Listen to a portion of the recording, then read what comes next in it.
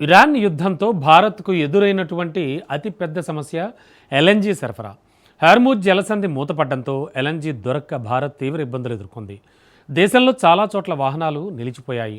ఎరువుల తయారీలో కూడా ఇబ్బందులు ఎదురయ్యాయి. పవర్ ప్లాంట్స్, పరిశ్రమలు కూడా ప్రభావితమయ్యాయి. అలాంటిది భారీగా ఎల్ఎన్జీ సరఫరాకు ఓ దేశం ముందుకొస్తే, అది కూడా భారత్కు నమ్మకమైన మిత్రదేశం ఏకంగా 40% డిస్కౌంట్తో సరఫరా చేస్తామని ప్రతిపాదన చేస్తే, ఎస్, బెస్ట్ ఫ్రెండ్ రష్యా నుంచి భారత్కు వచ్చిన బంపర్ ఆఫర్ ఇదే. పశ్చిమాసియాలో అనిశ్చితి కొనసాగుతున్న వేళ భారత్కు 40% డిస్కౌంట్లు భారీగా ఎల్ఎన్జీ సరఫరా చేస్తామని పుతిన్ సర్కార్ ప్రతిపాదించినట్లు బ్లూంబెర్గ్ రిపోర్ట్ చేసింది. దీనికి మోడీ ప్రభుత్వం గ్రీన్ సిగ్నల్ ఇవ్వడం ఒక్కటే పెండింగ్ అని చెప్పింది. అయితే ఈ డీల్ అంత ఈజీ ఏం కాదు. ఎందుకంటే ఈ ఒప్పందాన్ని అమెరికా అడ్డుకునేటువంటి అవకాశం ఉంది. ఇంతకు ప్రపంచవ్యాప్తంగా విపరీతమైన డిమాండ్ ఉన్న వేళ 40% డిస్కౌంట్తో ఎల్ఎన్జీ సరఫరాకు రష్యా ఎందుకు సిద్ధపడింది? రష్యా ఆఫర్పై మోడీ సర్కార్ ఎందుకు ఆచితూచి వ్యవహరిస్తోంది? భారత్ రష్యా మధ్య ఈ డీల్ను ట్రంప్ అడ్డుకునే ప్రయత్నం చేస్తాడా? Let's watch.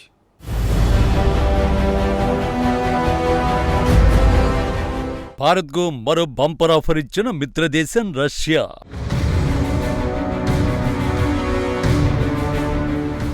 %40 డిస్కౌంట్తో ఎల్ఎన్జీ సరఫరాకు గ్రీన్ సిగ్నల్.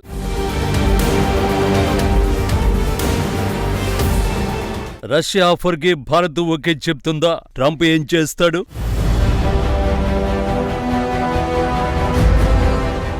ప్రపంచంలో భారత్కు చాలా మిత్ర దేశాలు ఉండొచ్చు, కానీ కష్టకాలంలో ఏ త్యాగానికైనా సిద్ధపడే దేశం మాత్రం ఒకటే, అదే రష్యా. భారత్ యుద్ధ సంక్షోభంలో చిక్కుకున్నప్పుడు కొండంత అండగా నిలబడిన చరిత్ర ఆ దేశానిది. అందుకే భారత్ కూడా రష్యా తర్వాతే తనకి ఎవరైనా అని చెబుతుంది. అలాంటి రెండు మిత్ర దేశాల మధ్య సంబంధాలు ఇటీవల మరింత బలపడుతున్నాయి. పశ్చిమాసియా యుద్ధ సంక్షోభం వేళ భారత్కు ఇంధన ఇబ్బందులు రాకుండా రష్యా చూపిన చొరవ సాధారణమైంది కాదు. మరో మిత్రదేశం చైనాకు వెళ్లాల్సిన చమురు నౌకలను దారి మళ్లించి మరీ మన దేశానికి సరఫరా చేసింది. ఇరాన్ హార్ముజ్ను మూసివేయడం వల్ల కలిగిన అంతరాయం వల్ల మార్చిలో దేశంలో పెట్రోలియం గ్యాస్ దిగుమతులు 40% పడిపోయాయి. దీంతో పాటు సహజ వాయువు రవాణా కూడా క్షీణించడంతో భారత్ ప్రత్యామ్నాయ వనరులపై ఆధారపడాల్సి వచ్చింది. అనంతరం రష్యా చమురును కొనుగోలు చేయడానికి అమెరికా ఆంక్షల మినహాయింపులు ఇవ్వడంతో ఆ దేశం నుంచి దిగుమతులు ఒకసారిగా పెరిగాయి. ఫిబ్రవరితో పోల్చుకుంటే ఏకంగా 90% చమురు దిగుమతులు పెరిగాయి. ఆ తర్వాతే రష్యా డిప్యూటీ ప్రధాని భారత పర్యటనకు వచ్చారు. అప్పుడే ఒక హామీ కూడా ఇచ్చారు. ఏప్రిల్ 2-3 తేదీల్లో భారత్లో పర్యటించిన రష్యా ఉప ప్రధాని డెనిస్ మంతురోవ్ కీలక ప్రకటన చేశారు. భారత అవసరాలకు అనుగుణంగా ఇంధన సరఫరా పెంచుతామని హామీ ఇచ్చారు. ద్వైపాక్షిక సంబంధాలను మరింత బలోపేతం చేసుకోవాలని నిర్ణయించినట్టు తెలిపారు. చమురు, ఎల్ఎన్జీ సరఫరాను పెంచగలిగే సామర్థ్యం తమ చమురు కంపెనీలకు ఉందని పేర్కొన్నారు. భారత రష్యా ద్వైపాక్షిక భాగస్వామ్యం సంబంధాలు ఇంధన రంగానికి పరిమితం కాదని, అణు ఇంధన రంగంలోనూ భాగస్వామ్యాన్ని మరింత బలోపేతం చేసేందుకు ఇరు దేశాలు కృషి చేస్తున్నాయని కూడా డెనిస్ వివరించారు. కూడంకుళం అణు విద్యుత్ ప్లాంట్లో అదనపు పవర్ యూనిట్ల ఏర్పాటు పనులు ప్రణాళిక ప్రకారం సాగుతున్నాయని ఆయన అన్నారు. యూరియా తయారీ కోసం భారత్ రష్యా సంయుక్తంగా చేపట్టిన ప్రాజెక్టు పనులు సక్రమంగా జరుగుతున్నాయని డెనిస్ తెలిపారు. కట్ చేస్తే డెనిస్ ఇచ్చిన హామీ ప్రకారం భారత్కు 40% డిస్కౌంట్లో ఎల్ఎన్జీ సరఫరాకు రష్యా ముందుకొచ్చినట్లు బ్లూంబెర్గ్ రిపోర్ట్ చేసింది.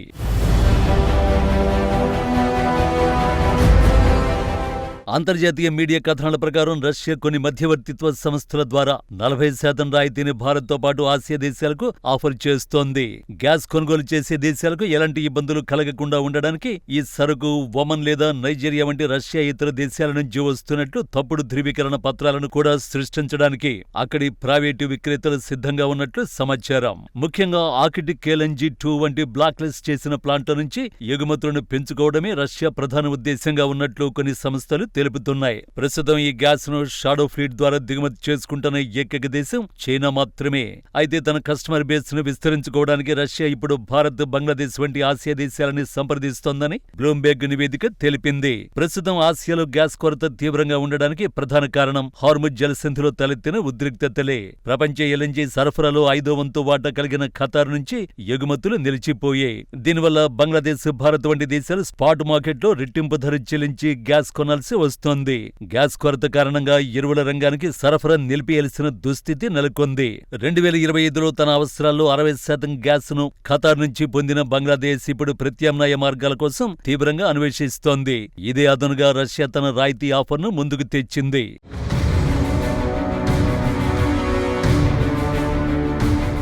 మరోవైపు రష్యా ఆఫర్ ఆకర్షణీయంగా ఉన్న భారత్ మాత్రం ఆంక్షల విషయంలో అత్యంత అప్రమత్తంగా వ్యవహరిస్తోంది. బ్లాక్ లిస్ట్ చేసిన రష్యా ప్రాజెక్టుల నుంచి గ్యాస్ తీసుకోబోమని కేంద్ర ప్రభుత్వం గతంలోనే స్పష్టం చేసింది.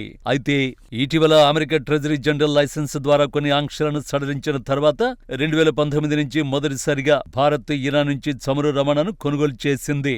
అమెరికా నుంచి ఎటువంటి ఆంక్షలు ఎదుర్కోవలసి వస్తుందోననే ఆందోళనతో భారత్ సంస్థలు రష్యా ఎల్ఎన్జీ పట్ల ఇంకా స్పష్టమైన నిర్ణయం తీసుకోలేదు.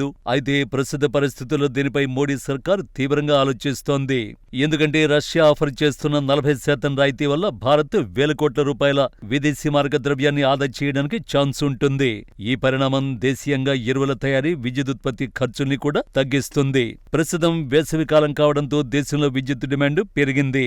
దీనిని తట్టుకోవడానికి గ్యాస్ ఆధారిత విద్యుత్ కేంద్రాలకు తక్కువ ధరకి ఇంధనం దొరకడం చాలా అవసరం. అందుకే మిత్రదేశం ఆఫర్ను ఉపయోగించుకోవాల్సిందే అంటున్నారు విశ్లేషకులు. కానీ ఈ విషయంలో ట్రంప్ ఏం చేస్తాడనేది అస్సలు పాయింట్.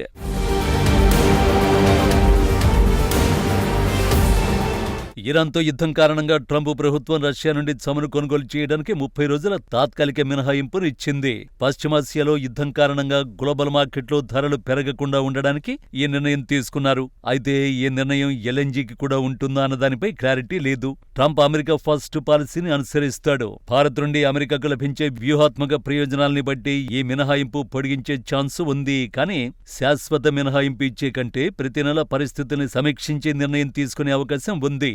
ప్రపంచ దేశాలు రష్యా ఇంధనంపై ఆధారపడడం తగ్గించాలని అమెరికా కోరుకుంటున్నప్పటికీ ప్రస్తుత ఇంధన సంక్షోభం దృష్ట్యా భారత్ వంటి మిత్ర దేశాలను ఇబ్బందులకు నెట్టడం ట్రంప్ కూడా ఇష్టం ఉండకపోవచ్చు. అయితే ఇదంతా అధికారికంగా ఒప్పందం జరిగితేనే.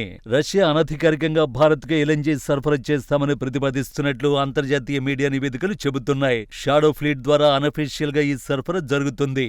కాబట్టి ట్రంప్ నిర్ణయాలతో దీనికి సంబంధం ఉండదు. కాకపోతే ఈ తరహా ఒప్పందాలు సరకు మన దేశానికి చేరే వరకు హై రిస్క్ తోనే ఉంటాయి.